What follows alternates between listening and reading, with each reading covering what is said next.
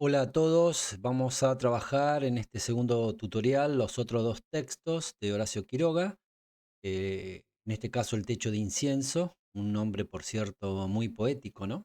Hasta oriental, resonancias orientales, o el imaginario que nosotros tenemos de Oriente, ¿no? Para ser más preciso. Y después obviamente el texto a la deriva, ¿no? Como yo les había dicho, es el texto donde la trama es la deriva, directamente la deriva. Sea, nunca encontramos más concentrada la poética de Quiroga eh, que en este relato, ¿no? A la deriva.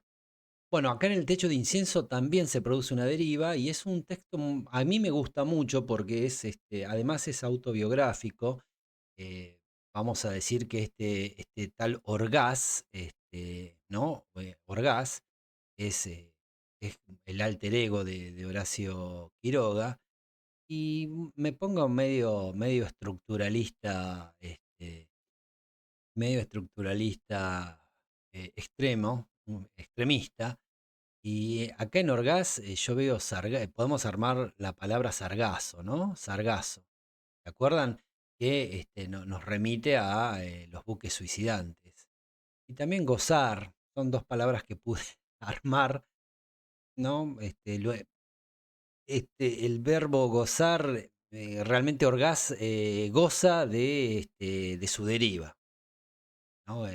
Orgaz goza de tirarse al río y hacer algo casi imposible, ¿no? Esas pequeñas epopeyas que a él tanto le gustan, les gusta, ¿no? Que aparte son epopeyas de un gasto energético casi absoluto, donde pone al sujeto en un límite total, ¿no? En un límite existencial, en un límite físico, y eso es lo que le agrada a Quiroga, ¿no? Es decir, goza de contar esa peripecia extrema, totalmente extrema y totalmente improductiva, porque, porque eso también está en la literatura de Quiroga, ¿no? Trabajar, trabajar, trabajar sin parar y no obtener resultados, eh, ¿no? Lo vemos en los mensú que trabajan, trabajan, trabajan muy fuertemente y cada vez están más pobres, cada vez están más consumidos por el alcohol y la miseria, ¿no? Y están como en una rueda giratoria, ¿no? En un loop, están tildados precisamente en, eh, en esa cadena productiva tan desigual, tan injusta, tan brutal, ¿no? Que vimos que hay cuentos donde focaliza precisamente allí, ¿no? Los desterrados, el peón, una bofetada. Hay muchos relatos, realmente. Los Mensú, obviamente. Los Mensú es el cuento por excelencia donde se cuenta esta deriva que es totalmente destructiva y autodestructiva. Bueno, acá entonces el techo de incienso, ¿qué nos va a contar? Se entra en San Ignacio, donde, miren qué interesante, hay una colonia de almacenes, dice. ¿Se acuerdan en que hablábamos de las encrucijadas culturales, no? Ya, un alemán, español, un sirio, ¿no? Instalan un boliche. El boliche donde van a ir los mensú, van a ir los tipos con efectos como Quiroga, ¿no? Los extranjeros locos estos, ¿no? Estos inventores este, que vienen de otro lado a tratar de hacerse la América.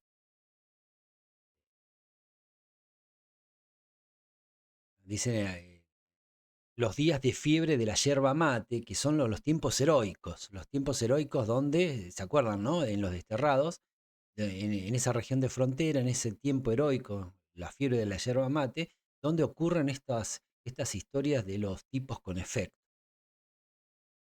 Dice que en estos boliches, ¿no? Donde confluyen tantos relatos, y me hace acordar a la definición que Walter Benjamin da sobre la narración. Él dice que precisamente, no dice así, ¿no? Pero en los boliches, vamos a pasarlo a nuestro español, en los boliches, en las encrucijadas de los caminos, es donde se producen las narraciones, porque llega llega el que viajó, ¿no? Y le cuenta lo que vivió y lo que vivenció, lo que vio durante el viaje, se lo cuenta al sedentario, ¿no? Al que vive en esa zona. Y es así, así de ese modo que se produce una narración. Acá pasaría algo parecido, ¿no? A lo que plantea Benjamin, que es en el boliche donde vienen estos tipos con efecto y cuentan sus historias. Y ahí está Quiroga con una oreja muy aguda, muy sutil, ¿no? Escuchando precisamente, inclusive captando el tono de cómo hablan, qué dicen. Y eso después, obviamente, lo traslada a sus relatos. Acá dice, alguna vez he relatado las características de aquel bar. Obviamente se está refiriendo a Tacuara Mansión, ¿no? Bueno, entonces va a contar una historia, una peripecia, un relato de carácter, este, que, este, que le ocurre a este Orgaz, que es el jefe de registro civil. Por eso digo que es autobiográfico, porque Quiroga fue jefe de registro civil. Y bueno, dice que en la misma casa, que es una choza, tenía la oficina pública, ¿no? Y acá cuenta su principal preocupación, que esto también es muy interesante, porque está en muchos de sus relatos, que él estaba haciendo un techo, ¿no? Dice, tablillas de incienso. Por eso es el título del relato, ¿no? Usa madera de incienso. Y bueno, entonces como usó una madera, acá explica cuestiones técnicas para quienes les guste construir esto le puede resultar muy útil. Acuérdense que Quiroga era un hombre muy hábil con sus manos, muy hábil para construir, para armar, ¿no? Para hacer todo él. De hecho, su casa, esta casita, la armó él. Supongo que es la casa museo, ¿no? Que podemos ir a visitar cuando vayamos a Misiones. Bueno, en San Ignacio está su casa museo. Realmente debe ser muy interesante. A mí me encantaría ir todavía. Lamentablemente no pude. Entonces, bueno, acá cuenta el conflicto, en realidad el conflicto principal para Orgaz, porque realmente él está obsesionado con arreglar el techo de estas tablillas de incienso que como eran, este, dice, como madera cruda, ¿no? Recién rajada, se le doblaba. Entonces se filtraba el agua y caía mucha lluvia, ¿no? Tenía muchas goteras, que cuenta acá, cuando llovía, Orgaz cambiaba 8 a 10 veces de lugar su cama, ¿no? Dice, un aspecto de erizo, el techo del bungalow. Bueno, acá queda planteado el conflicto personal de Orgaz, que en realidad es el que le subsume casi toda su energía, ¿no? Entonces, acá dice que después se perdía en el monte por 2 días, ¿no? Miren qué interesante esto, esta deriva que hace y que volvía con la cabeza llena de hojarasca. Esta imagen es bellísima. Perderse en el monte por 2 días es lo que no puede hacer el contador de la miel silvestre. O sea, apenas no pasa ni 15 minutos que ya queda paralizado, tendido ¿no? Sobre la tierra del monte, mientras las hormigas van justo directo a devorarlo. Miren qué interesante, ¿no? Orgaz, amigo de la naturaleza, escuchaba en cambio con profunda atención. Bueno, esto es lo pinta de pies a cabeza a Quiroga, ¿no? Esto, perderse en el monte, cabeza llena de hojarasca, amigo de la naturaleza. Y escuchaba acá está la clave, escuchaba en cambio con profunda atención. Esto es re importante porque después lo rescata Walsh. Yo les voy a dejar ese artículo, ese ensayo que escribe Walsh en 1967 que se titula El país de Quiroga. El país de Quiroga, miren qué interesante, ¿no? El país de Quiroga, él en el 67 va a Misiones, hace como un recorrido por todos los lugares donde estuvo Quiroga, habla con la gente, a ver, la gente más vieja, ¿no?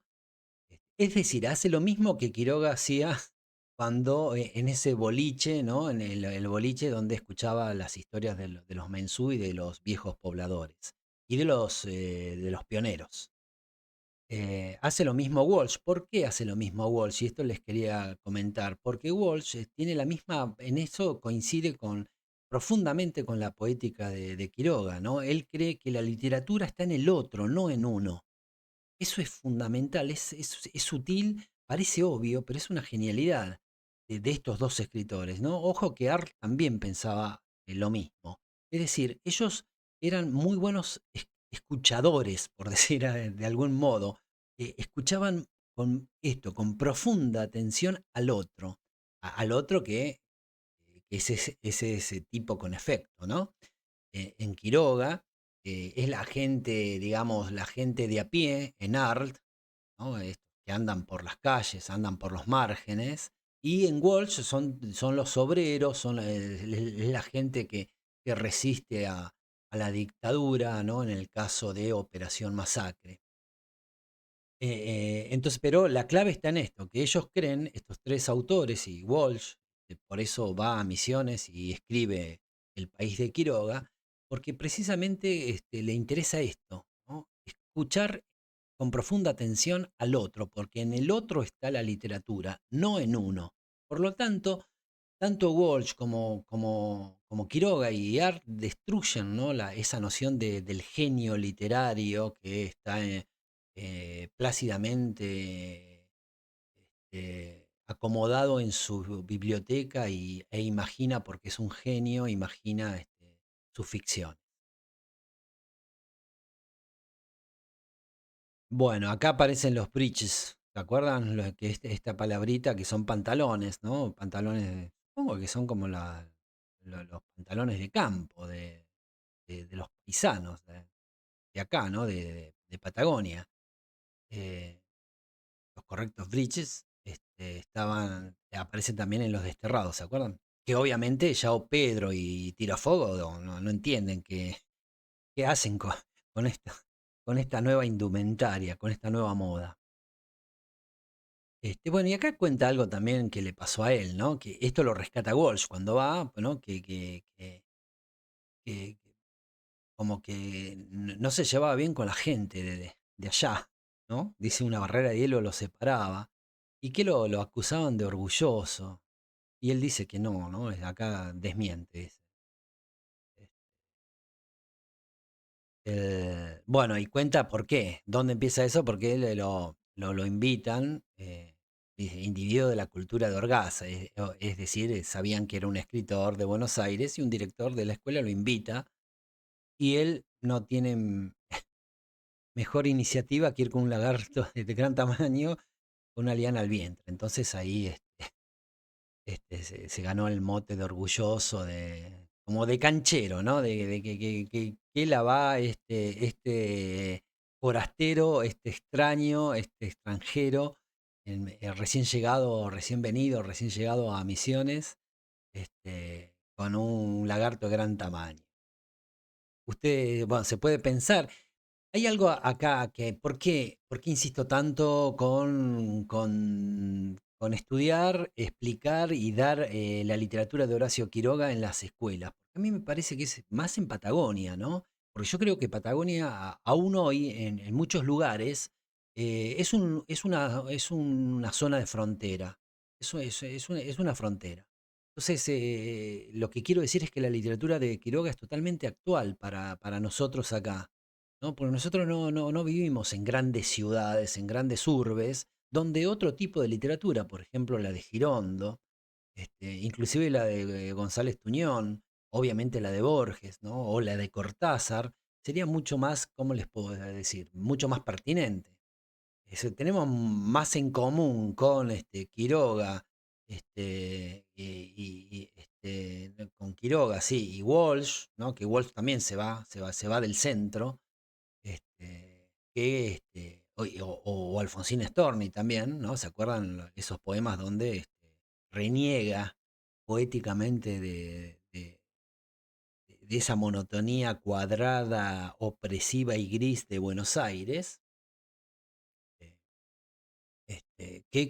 que tenemos mucho más que ver con esta literatura que con otra, que es, obviamente se produce y se retroalimenta de los relatos propiamente urbanos, ¿no? Propiamente producidos en una gran ciudad. Bueno, por eso insisto tanto con Quiroga. Pienso, qué sé yo, también podríamos pensar que un forastero va a Gangán, al medio de la meseta de Chubut y entra en una reunión de la escuela que lo invitaron porque saben que es un escritor o un intelectual de la ciudad y aparece, qué sé yo, no sé, con un zorro atado, ¿se entiende? Bueno, eso es lo que le pasa a Quiroga allá, ¿no? En este caso con un lagarto de gran tamaño.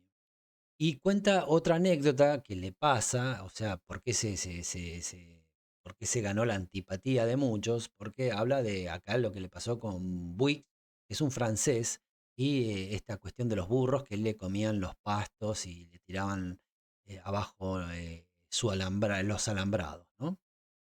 Entonces cuenta, bueno, que Buick no le hace caso, los burritos continuaron libres y finalmente termina matando de un tiro a un burro y ahí se termina la historia, pero obviamente queda muy mal parado con el resto de la gente, ¿no? Del pueblo de San Ignacio. Bueno, ven acá, es la herida de bala. Bueno, y que también, como él puso el registro civil en su casa, tenían que ir media legua. Media legua es como casi 3 kilómetros, ¿no? 3 kilómetros de San Ignacio hasta su casa para hacer los trámites. Y él no estaba nunca. ¿Por qué? Porque lo que a él le interesaba era arreglar el techo de incienso. Recuerden el título de este relato, ¿no? El techo de incienso. Ben no fue otro el principal que hacer de Orgaz durante 4 años. O sea, lo que más le importaba era arreglar eso. Y todos los trámites lo ponía en un papelito cualquiera y lo ponía en una lata de galletas. Bueno, este dato es cierto, ¿eh? Es cierto. Walsh lo vuelve a traer a traer a su actualidad en este ensayo que escribe El País de Quiroga, donde dice, ¿no? Que en Misiones hay muchos de esa época que no saben a ciencia cierta qué día nacieron, ¿no?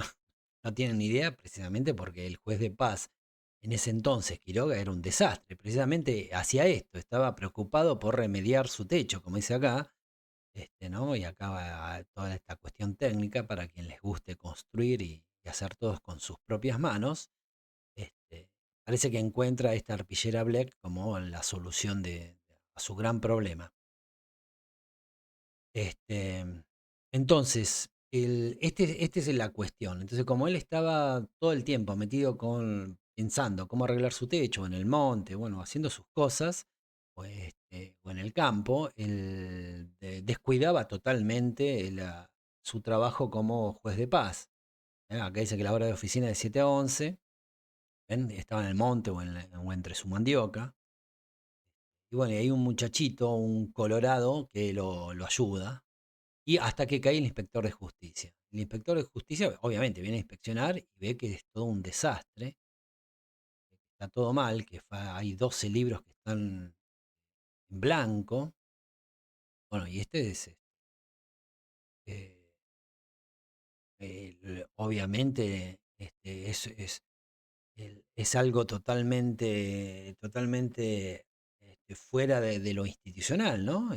Y él sabía quién era Orgaz como un escritor, un intelectual, que en realidad Quiroga consigue este puesto por sus contactos con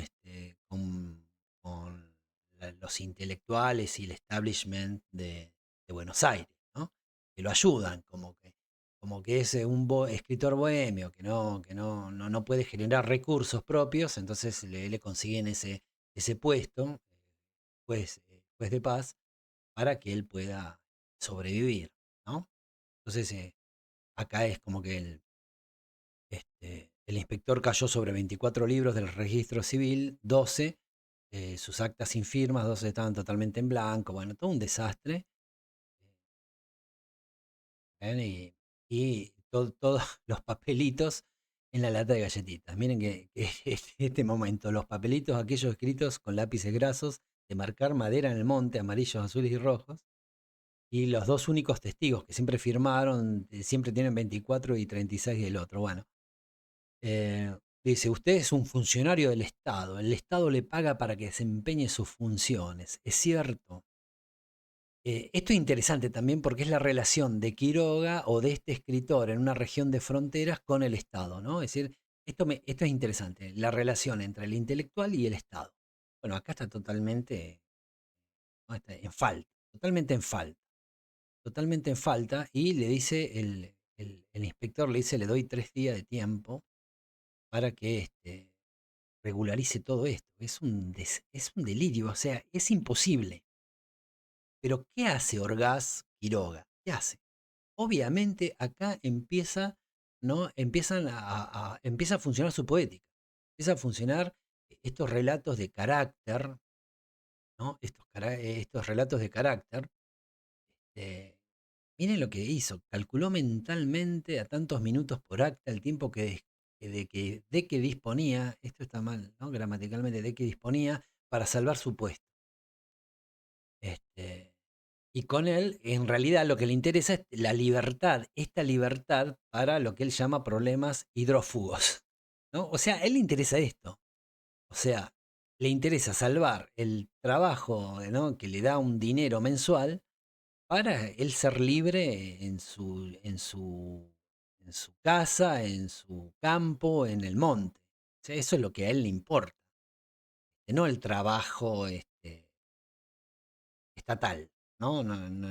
No ser empleado estatal.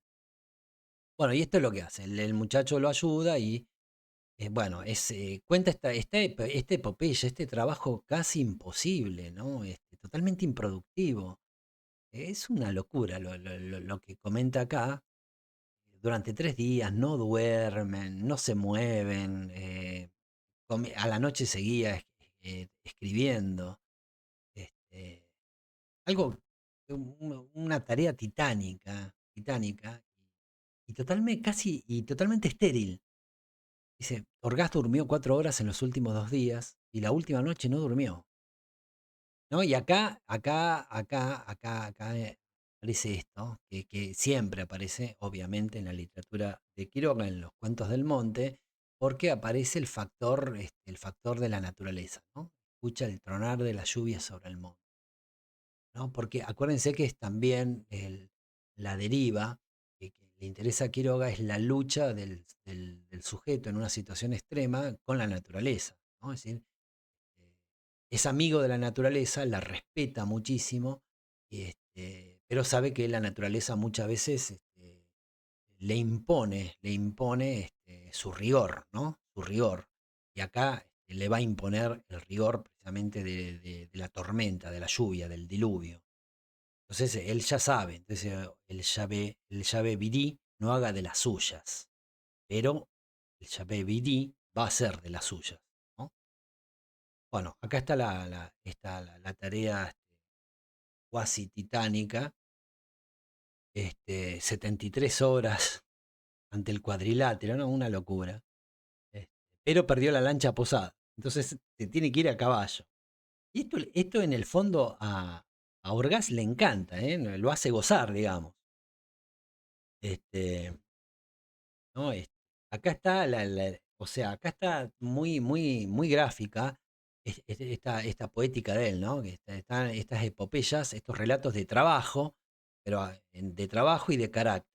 ¿No? Por suerte no hay, no hay ningún hecho de sangre. Pero acá están en un ida y vuelta el relato del trabajo, el trabajo desdoblado, ¿no? Porque el trabajo que le interesa a él es arreglar su techo de incienso.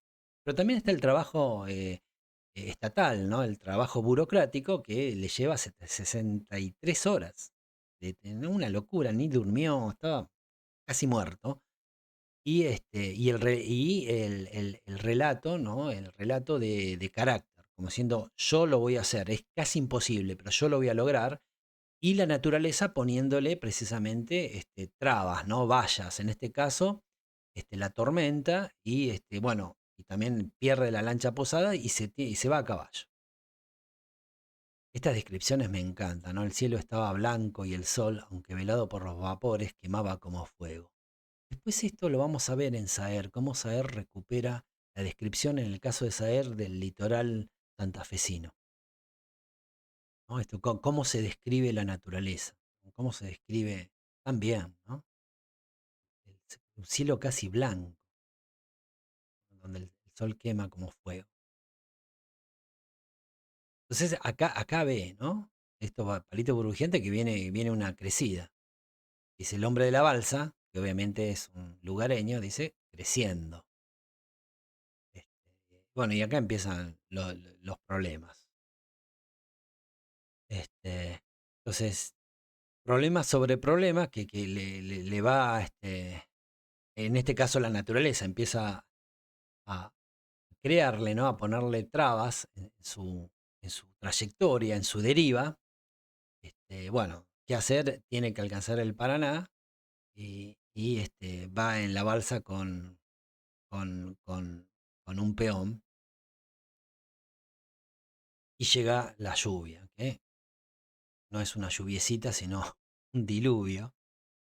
Y es acá como, bueno, cómo cuida los libros, ¿no? Bueno, el indio trabajaba también y bajo el diluvio que cribaba el agua, los dos individuos sostuvieron la canoa en el canal remando vigorosamente con el horizonte a 20 metros y encerrados en un círculo blanco. Bueno, esta es la deriva, esta es la famosa deriva. Esto le encanta a Quiroga. Este es el núcleo de su poética, ¿no? Estar en una canoa en medio del río, encerrados en un círculo blanco, no se veía nada y un diluvio que caía sobre ellos, ¿no? Casi se hunden, inclusive acá en el Paraná se ensancha como un mar, grandes olas locas, miren dónde está. Y él sentado sobre los libros para salvarlos del agua, ¿no? Se inundaba la canoa, salen como pueden del río, está- como no había dormido en esos casi no había dormido, o había dormido casi 4 horas, solamente 4 horas en esos días, obviamente se quería dormir de pie. Bueno, y empieza la última parte de su deriva, la marcha a pie, obviamente que la arcilla empapada, imagínense esto, este, ¿no? Los 7 kilómetros que le faltan se le hacen como 30. eh. Pero miren, a pesar de todo de este esfuerzo extremo, totalmente extremo, ¿no? Al límite de sus fuerzas, dice sufrimiento, tormento de falta de sueño zumbándole dentro de la cabeza, dice, pero lo que lo dominaba era el contento de sí mismo, la satisfacción de haberse rehabilitado, ¿ven? Sentía en el corazón el dulce calor que conforta a un hombre cuando ha trabajado, el relato de trabajo y que el carácter, duramente por cumplir un simple deber. Eso era la apuesta íntima de él, pero en realidad lo que lo mueve es eso, la deriva, ¿no? Es el efecto. Él también, obviamente, es un tipo con efecto, ¿no? Por eso le atraen tanto las historias de los tipos con efecto, ¿no? Porque podemos decir que él es, para usar la imagen de los desterrados, ¿no? Donde habla de su poética. Él es como una bola de billar, toca la banda, y la banda es cuando aparece, digamos, el funcionario estatal, ¿no? Y ahí emprende realmente un recorrido imprevisible, que es, voy a completar todos los libros, que era casi imposible, y lo hizo, casi se muere, ¿no? Sin dormir durante varios días. Y después emprender ese recorrido en medio de un diluvio por el río. Es un, es un, es lo que a él le atrae, lo que él llama esas pequeñas epopeyas, ¿no? De trabajo, carácter o de sangre. Bueno, y le encanta. Realmente ahí se siente pleno, ¿no? Bueno, y la escena final, que el funcionario lo ve entrar y Orgaz le dice, están en forma. Y la respuesta del inspector, que habla también mucho de lo que es el Estado, Parece que el Estado no cambió mucho en nuestro país porque el inspector realmente era como le había hecho una broma, ¿no? Se echó a reír. Pero si yo le dije que me los trajera por decirle algo nada más, o sea, como era muy conocido el escritor, tenía banca, digamos, de Buenos Aires, el inspector le dijo como por decirle algo, pero ni esperaba que Orgaz Quiroga hubiera hecho algo tan extremo. Bueno, evidentemente no lo conocía a Quiroga Orgaz, ¿no? Le dice, le dijo, había sido Son su amigo. ¿Para qué se tomó todo ese trabajo? Bueno, acá hay un corte del relato. Y acá Quiroga inventa este procedimiento, ¿no? Como que se desdobla. Entonces, un mediodía de fuego estábamos con Orgaz sobre el techo de su casa, ¿no? Como que él escucha la historia de Orgaz y Orgaz le cuenta esta historia que él transcribe. ¿Sí? Realmente muy, muy interesante. A mí me gusta mucho este relato porque habla con mucha precisión de la poética de Quiroga, ¿no? De cómo él construye los cuentos, de qué le atrae, qué quiere contar, ¿no? Realmente es muy interesante. Bueno, y finalmente vamos a La Deriva, o sea, el cuento por excelencia donde la trama es precisamente una deriva. ¿Ven? Acá, en este caso habla, el protagonista es un mensú, un campesino. Y ven cómo la naturaleza, ¿no? La naturaleza extrema en esa región de frontera le impone un hecho totalmente límite, es decir, una Yarará Cusú, es decir, una de las serpientes más venenosas de la zona, lo muerde, ¿no? Le muerde en el pie. Este, ¿Qué hacer ante esa situación? Bueno, y acá cuenta, ¿no? Desde las dos gotitas de sangre, el dolor agudo,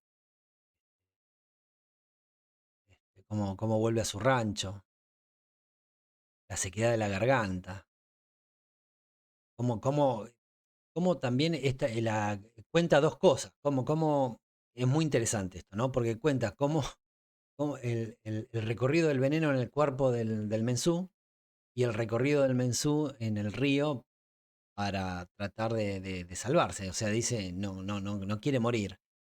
Y es muy interesante acá vamos a ir también a algo clave en su poética, ¿no?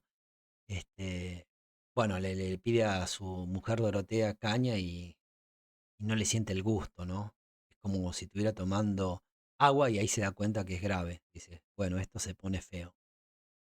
Entonces, cómo el veneno va subiendo por el cuerpo, ese recorrido, y el recorrido que él va a hacer de río abajo, a ver si puede salvarse.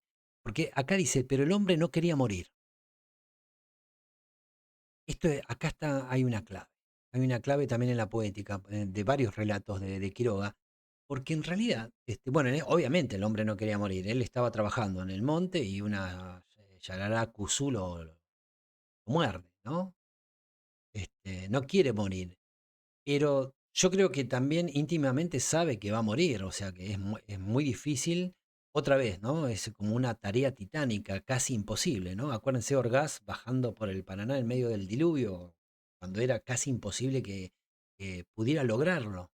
Bueno, acá lo mismo, también se va peor en este caso porque está mortalmente herido, ¿no?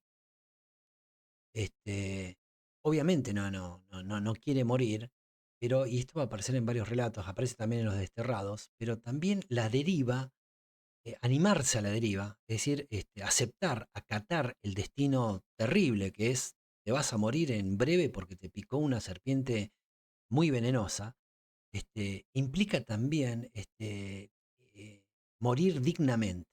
O sea, la deriva en Quiroga proporciona dignidad al sujeto que se animó a derivar.